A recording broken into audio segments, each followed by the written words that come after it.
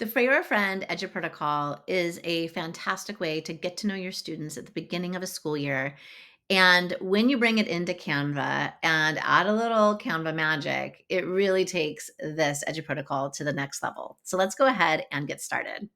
For those of you who are new to the Frayer-a-friend, a Frayer-a-friend is using the Frayer model to help students get to know each other, help them find their likes, their dislikes, and they're learning a really valuable tool that they're going to be able to use throughout the semester. So now you're going to be able to introduce the Frayer model EduProtocol to your students in a variety of ways to teach your content. So in a Frayer-a-friend, you are going to have a template. And to model what this activity is going to look like, I am going to just start with the Frayer-a-friend page. This is a collaborative activity. And so what we're going to want to do is we want to have one page for every student in the class. Now I'm going to share with you a really cool trick that is going to make the job of creating this deck with all names much easier. And we're going to use a tool in Canva called Bulk Create. So to find Bulk Create, I'm going to go to my sidebar here and click on apps, and I'm going to type in the search bar Bulk Create. And when I type that in, I'm going to see the Bulk Create icon. When I bring in Bulk Create into my design, I'm going to be able to either enter data manually or upload data. That means if I have a CSV file with all of my students' names, I have my classroom roster, I can upload it right in and it's going to auto populate. How cool is that? I also can enter data manually. And so I've entered some of my names here just to show you what this could look like. And when I've added those names, I'm going to click done. The next step is we want to make sure that we connect the data to the text field that we want it to connect to. And we want to connect it to name of friend. So I'm going to go ahead and click on that text box and go to the little three dots that appear right above the text box when I select it.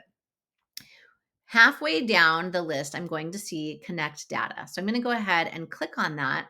And I want to click the name field because this is the field that I want names to merge into.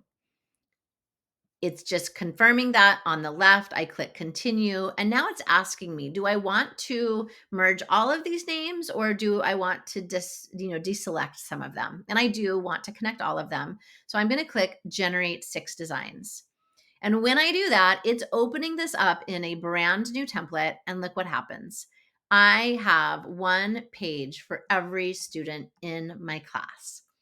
So I have not had to worry about students finding a page and labeling it themselves. All of this is done for me. So now I can rearrange these slides if I want to so that pairs are next to each other. So I might want to do this alphabetically and just kind of go according to my alphabetized roster and have students interview somebody right next to them. So like John would interview Jane, Jane would interview John, etc. Or I could rearrange this any way that I want to. So in order to demonstrate to your students how you would do this, I would go in before sharing this link with them and show them what they're going to do. They are going to have a specified amount of time to interview their friend and record that information on this page. Now, you might want to give each student 3 minutes to interview and add the information. The first time doing this, especially if they're new to Canva, you might want to increase that. Maybe you want to give each student 5 minutes to interview. We are using a magic media tool here, which is going to take a little bit more of front loading. So that, might increase the amount of minutes for this activity as well. So if John was interviewing Jane, John might ask Jane, what are your favorite things? And I might go in and I might say chocolate, ice cream, paddleboarding, and the ocean. And John might ask Jane, what are your least favorite things? And Jane may say snakes, spiders, spinach, and artichokes. Then John is going to doodle a picture of their friend. And this is where the draw tool is amazing in Canva. I can come over here to my draw tool and I can select colors. I can even go in and find my own color if I want to. And I am going to draw or doodle a picture of my friend. So if my friend has green eyes, I might add some green eyes here, a nose, and maybe mouth here. And maybe the friend has brown hair. And so I'm going to go in and add some brown hair. We're just going to make it black. And I'm going to, maybe it's curly. So I'm going to add some curly black hair. And I'm just using the mouse on my keyboard. If my students had a touchscreen Chromebook, for instance, they could use their finger or their avatar right on their screen to be able to do this. So now I have a doodled picture of my friend. So now the really fun part of creating a dream pet. So for this part of our Frayer-a-friend, I'm going to go into Elements. And when I scroll down, I'm going to find the AI image generator. And when I click on generate your own, it's going to bring me in to Magic Media. And I can add a description. So I would interview my friend and ask, what is your dream pet? What would that look like?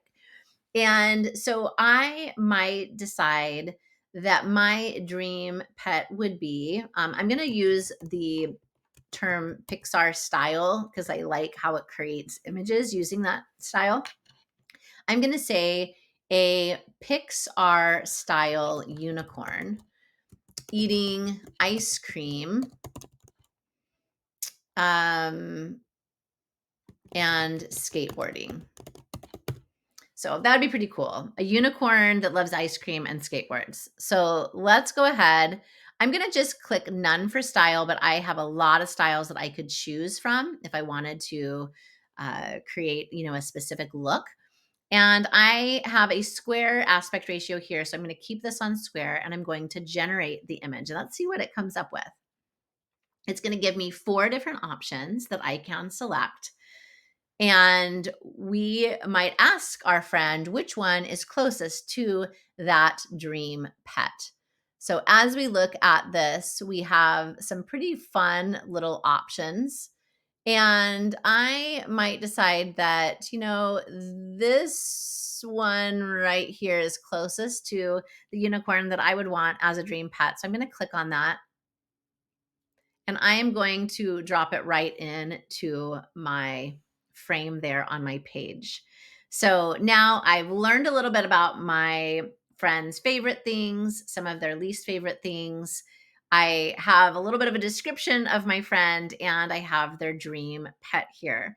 So what's fun about this is that after students have interviewed their friend and added things to their page, we can go into present mode and we can give every student a certain amount of a runway, maybe 15, 30 seconds to share something about their friend. And we can decide, like, how do we want them to do this? Do we want them to just do a summary? Do we want them to just focus on one thing from the page that stands out? You can, as the teacher, decide what that is.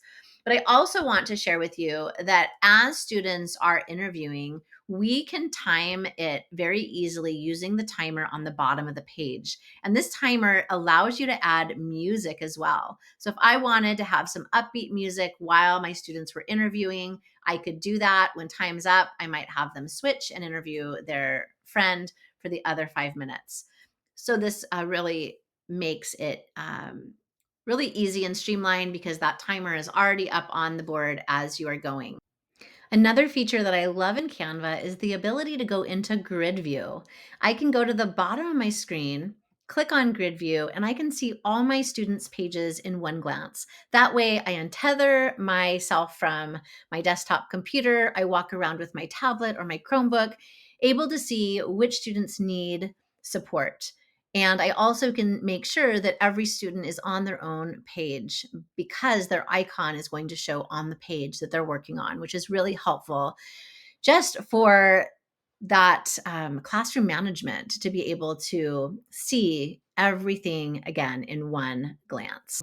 What I love too about this activity is that when you are all done and students have presented, now you have this collection of all of their pages, right? And you can go into share mode and you can change the access. So if you want to change it from anyone with a link to only you, or you wanted to change this to view only, you would be able to do that. And I'm not sure that I shared this at the beginning, so I'm going to share this now. To be able to share this link with your students so that they all can join in collaboratively, I'm going to go to share. I want to open this up to anyone with a link, or if I'm part of a Canva for Education district or school, I would click on that. And I want to make sure this is on Can Edit.